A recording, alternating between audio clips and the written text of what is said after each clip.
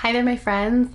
All right, let's talk about books. If you know me, you know I am a lover of books in speech therapy. I think books, and I know I've talked about this on other videos, but books are such a great way to have a familiar context when we're learning our speech and language skills. I'm a preschool speech therapist, so I'm really focusing on a lot of those early language skills, early social skills, and all those fun things that sometimes are a little bit harder to understand for my students, or even when planning a lesson.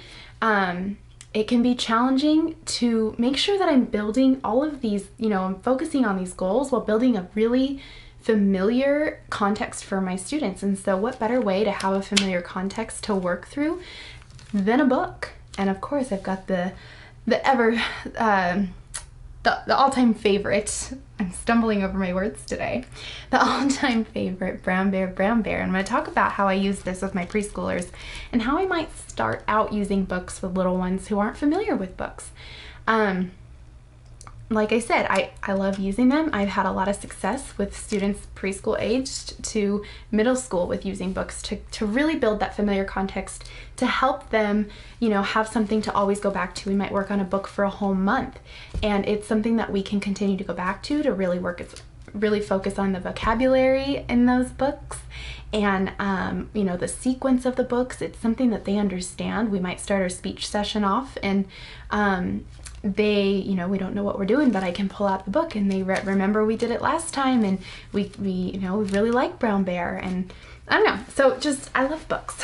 You could tell I could go on for hours about how amazing they are in therapy and what a beautiful way to incorporate vocabulary, sequencing, turn taking, I forgot what I was going to say, but just, WH questions. There we go. It came to me. It's been a long day. Yes, no questions.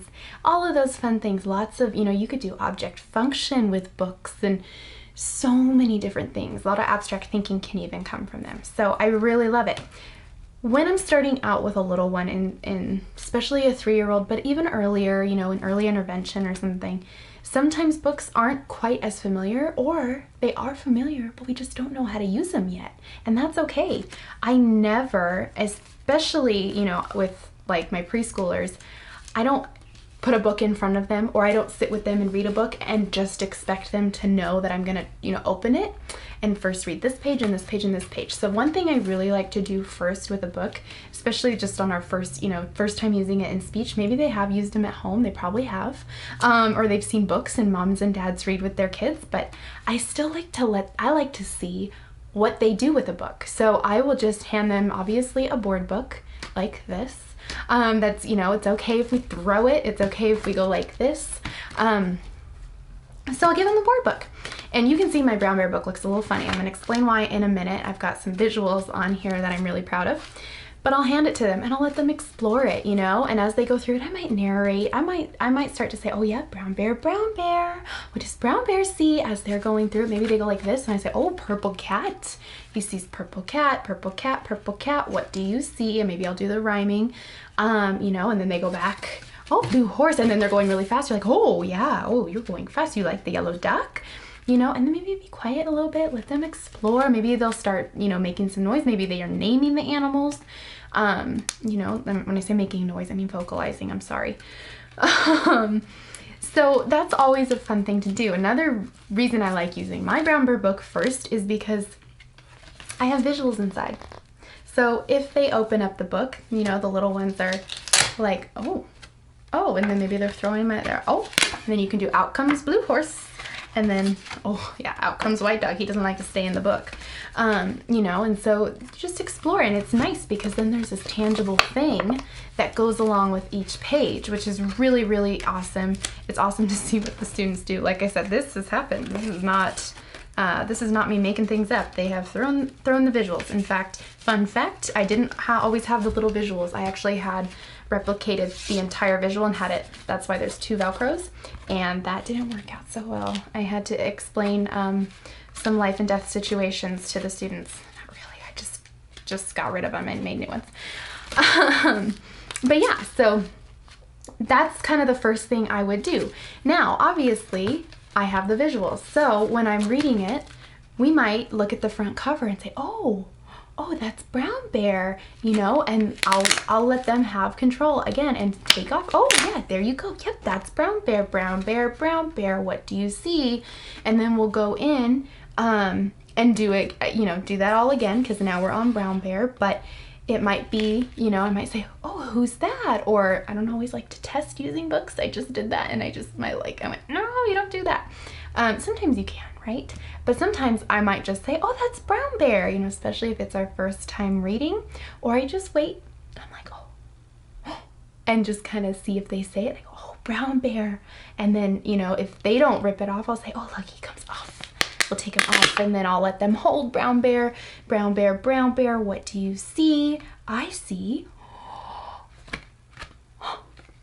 you know, and then by that time they know this probably comes off, so then they're reaching for it, and I let them take it off, you know. And maybe this is buh, maybe this is weh, maybe it's red bird, maybe it's just super exciting, and then I'll do that page, you know, so we go through it. So these are really great ways to have these visuals on here, really great ways to make this interactive. Basically what I'm telling you is, if you don't have a book that's interactive, you can make it interactive.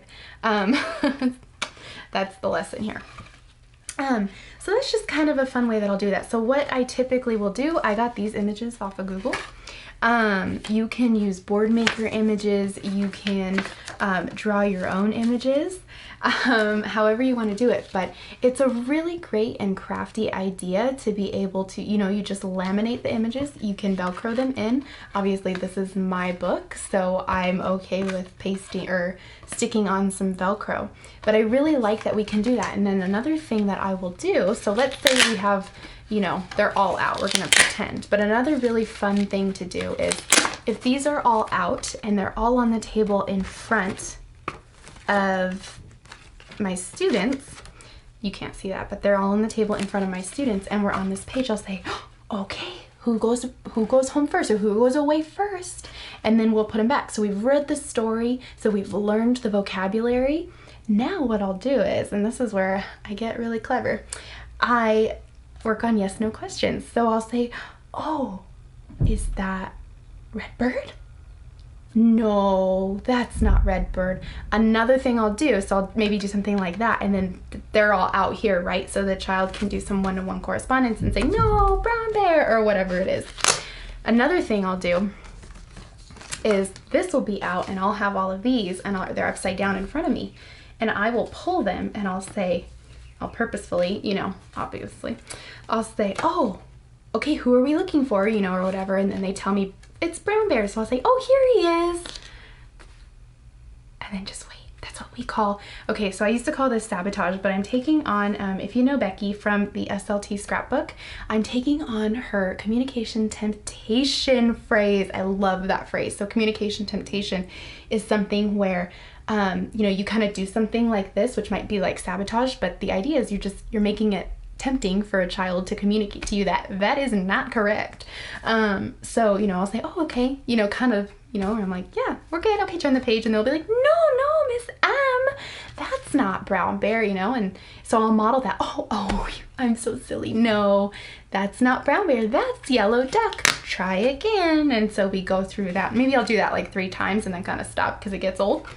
But they think it's really funny to call me silly. So I'll do stuff like that, and then we put them all back just to give it another level of interaction, to again really work on the vocabulary that's in here, work on some yes no questions and things like that. So that's my interactive book, you know, quick how I do it, and just a quick little maybe inspiration if you are looking for some ways to incorporate books with your little ones. But you know, obviously books are it's not hard to make them fun, it's just knowing, I guess, how to do it, and like taking it as simple as this. Again, you could draw your own pictures and stick them in there. Maybe you could have your child, especially right now for distance learning, maybe they draw the pictures and then you can laminate them or just stick them in there. However it works. But I really love using books, and I love making them as interactive as possible for my students, to really focus on all those skills and just really make them solid. So there you go. All right, friends, I'll talk to you next time. Bye-bye.